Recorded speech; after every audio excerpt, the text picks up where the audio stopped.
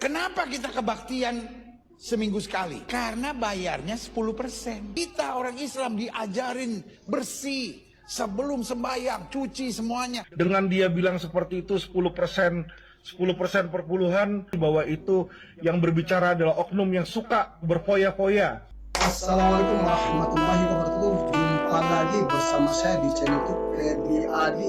Buat kamu yang pertama kali menonton video saya, jangan lupa di subscribe guys, yang ada tombol merahnya, serta di like, komen, dan jangan lupa di klik tombol lonceng untuk mendapatkan notifikasi setiap upload video terbaru dari saya. Dan di video kali ini kita akan membahas mengenai pendeta Gilbert yang lagi viral-viral dan yang lagi booming-boomingnya. Kenapa dibilang lagi viral-viral dan lagi boomingnya? Karena si pendeta Gilbert ini diduga telah melakukan penistaan agama, dan juga dia membanding-bandingkan antara zakat dengan perpuluhan, dan juga dia telah memperolok-olok tata cara kebersihan dan tata cara sholat umat Islam. Untuk lebih jelas lagi, yuk kita saksikan video ini berikutnya. Oke, Badi.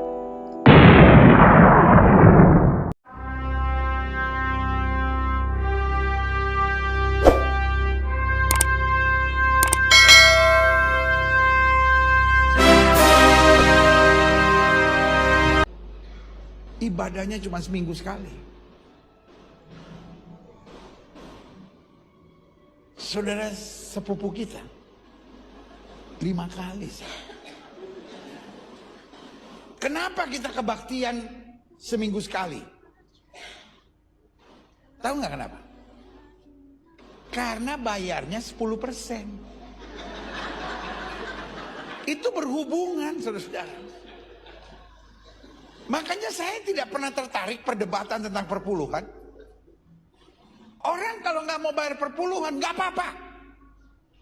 Semua hamba-hamba Tuhan yang bilang nggak usah bayar perpuluhan nggak apa-apa. Bayar 2,5. Nggak usah 10%, 2,5. Tapi sembayangnya 5 kali sehari.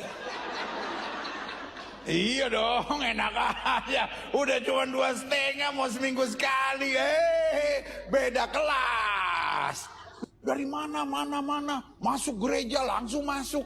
Kita orang Islam diajarin bersih sebelum sembahyang, cuci semuanya. Saya bilang lu 2,5. Gue 10%, bukan berarti gue jorok. Disucikan oleh darah Yesus. Kita kan bayar 10%, makanya kita kebaktian tenang aja. Iya kan? Paling berdiri nyanyi tempat, santai. Ya kan? Tapi kok 2,5, setengah mati.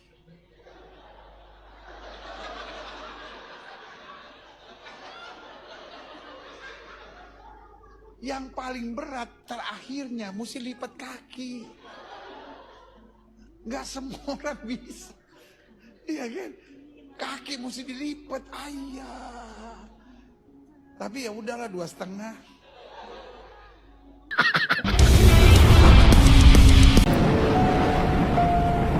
Kalau saya mau menanggapi video yang barusan saya putar di situ ya, jadi dengan dia bilang seperti itu 10% perpuluhan, saya menduga bahwa itu dilakukan dia untuk menambah penghasilan gerejanya aja di sini ya, demi kepentingan dia pribadi, karena terkenal sekali bahwa itu yang berbicara adalah oknum yang suka berfoya-foya. Saya berapa kali ketemu dia juga di Sumire, sedang makan dia dan sedang berpesta di situ ya. Jadi saya berpikir apakah uang-uang yang diberikan oleh jemaat gerejanya ini dipakai sama dia untuk berfoya-foya atau bagaimana ini ya? Pendeta, ada apa dengan Anda? Kenapa dengan Anda? Anda berbicara di atas mimbar, berkhotbah di sekian banyak jemaah-jemaah Anda. Kenapa Anda harus berbicara begitu? Anda itu seorang pendeta yang terkenal, tapi janganlah berbicara kayak gitu. Bicara yang benar. Anda kan tahu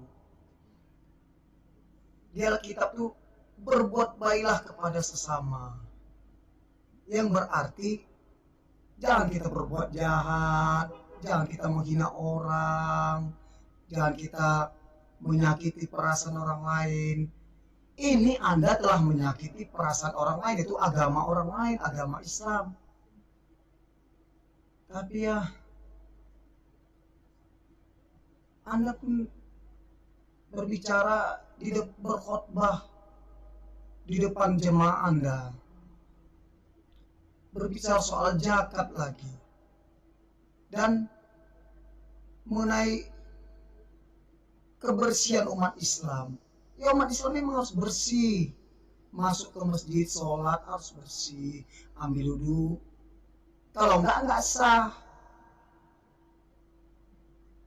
Jangan bukan orang kecil, orang besar, presiden aja masuk ke masjid, buka selop, ambil wudhu. Yang artinya kan dulu membasuh muka, membasuh kaki, membasuh kepala. Tapi Anda tuh salah. Anda berbicara zakat. Dalam Islam itu zakat bagi yang mampu. Ya kalau dia nggak mampu, dia nggak perlu zakat. Anda bandingkan sama perpuluhan Anda. Tapi ya saya nggak bisa lah berbicara banyak.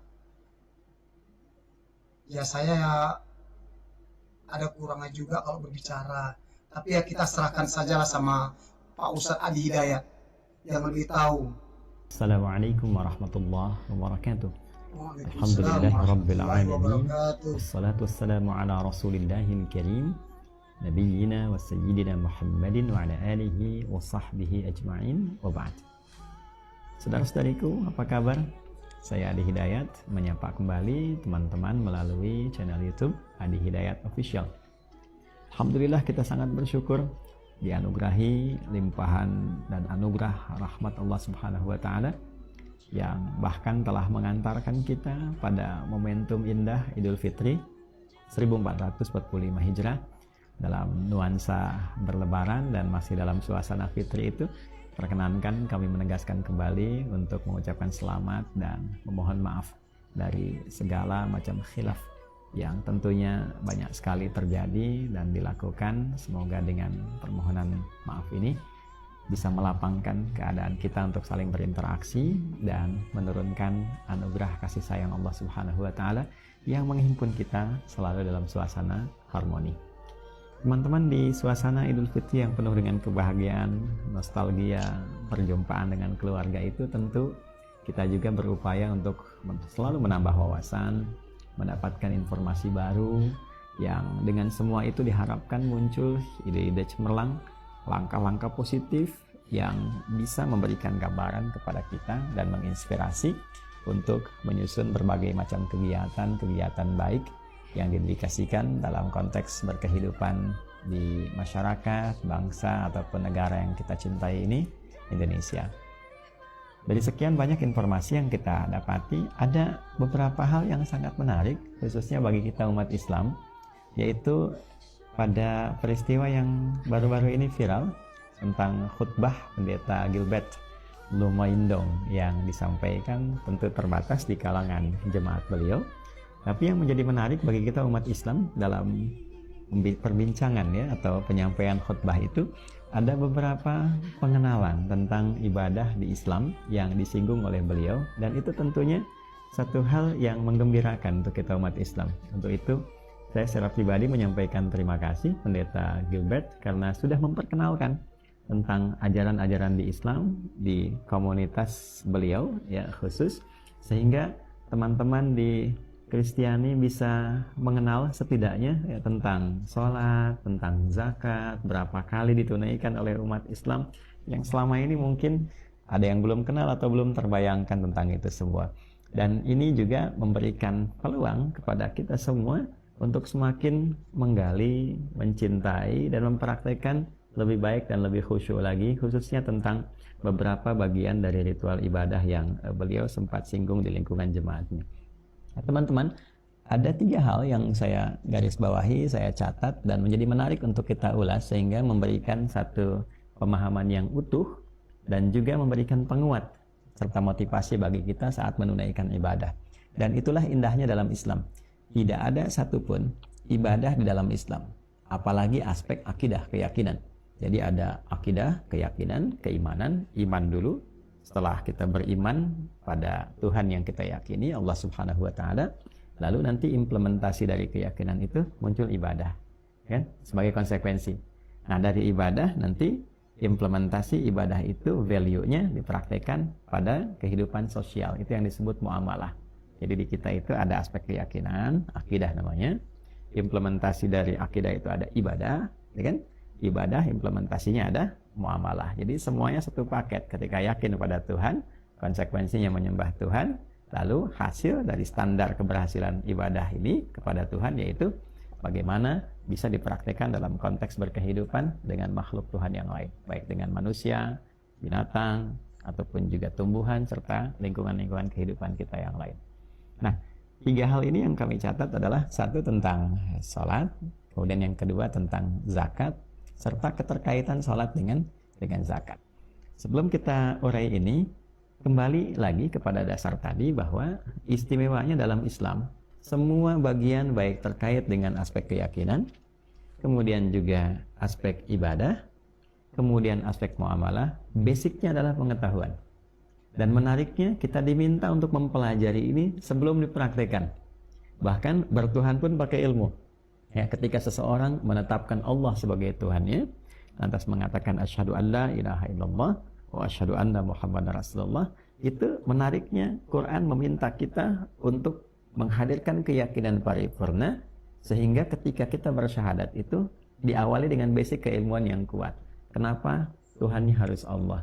Maka Allah sendiri mengatakan di Quran surah 47, ya, Muhammad SAW di ayat ke-19, fa'lam, maka engkau mesti punya pengetahuan, kan? Annahu la ilaha illallah, untuk menetapkan dan mengokohkan pada dirimu bahwa tidak ada Tuhan selain Allah. Apa ilmu yang terkait dengan itu? Maka di situ ada yang dikenal dengan ilmu akidah. Kenapa Tuhannya mesti Allah? Kenapa bukan yang lain? Apa unsur logikanya? Kenapa Tuhan mesti satu dan sebagainya? Itu diurai sedemikian detil, sehingga dengan detil itu kita punya keyakinan paripurna. Dan di saat itu pun tidak dipaksa, ya. La ikraha fid din, nggak boleh ada paksaan sampai menemukan kebenaran yang sejati, ya. Setelah itu pun diminta menghormati yang lain. Lakum dinukum waliyadin, ya, masing-masing silahkan membawa konsekuensi itu saat kembali kepada Tuhan yang diyakini itu, lantas pertanggungjawabkan. Itulah indahnya dalam Islam. Tidak ada ruang dalam keyakinan pun kecuali mesti punya basic pengetahuan. Minta untuk bertanya dulu secara kritis. Kenapa Tuhannya Allah? Kenapa mesti satu? Kenapa Tuhan tidak boleh 2 atau lebih? Kenapa Tuhan bla bla bla tidak dilahirkan, tidak melahirkan, tidak punya sekutu dan sebagainya? Setelah tuntas ini dan diterima dengan logika yang benar, ya kan? Jadi aspek rasionalitasnya apa? Dalilnya apa? Sampai muncul dengan itu semua keyakinan paripurna. Silahkan. Ketika berikrar dengan itu semua, baru konsekuensinya apa? Pembuktian kebertuhanan itu. Ya, karena setiap komitmen itu butuh pembuktian. Suami pada istri mengatakan, saya mencintaimu, ya kan? Nah, bukti cintanya itu apa? Ya kan? Mesti ada pembuktian, kan? Ya kan? Ayah, ibu, cinta, sayang pada anak, mesti ada pembuktian. Ya, baik itu melindungi, membelai, memberikan kebutuhan dan sebagainya, itu ekspresi dari satu komitmen yang telah dibangun. Semua yang dirasakan itu pasti butuh pembuktian. Sekali lagi dari dasar hati saya terdalam, tidak ada niat sama sekali dari saya untuk mendatangkan kerusuhan ini, karena dari hati saya terdalam saya menghargai perbedaan, saya mencintai rekan-rekan saudara mayoritas saya yaitu umat muslim, dari yang merasa tersinggung, kecewa dan marah, izinkan saya datang dengan segala kerendahan hati menyampaikan maaf saya. Dan kebetulan juga saya ada di gedung yang indah ini, yaitu Majelis Ulama Indonesia bersama dengan para pimpinan-pimpinan yang baru saja juga kita merayakan Idul Fitri buat umat Muslim dan Paskah buat umat Kristiani. Jadi biarlah di momen ini minal aidin wal faizin, mohon maaf lahir batin, dan biarlah kedepannya menjadi lebih baik, dan saya berjanji untuk tidak mendatangkan hal-hal yang menimbulkan polemik di kemudian hari. Sekali lagi minta maaf pada para bapak sekalian, para kiai, pimpinan.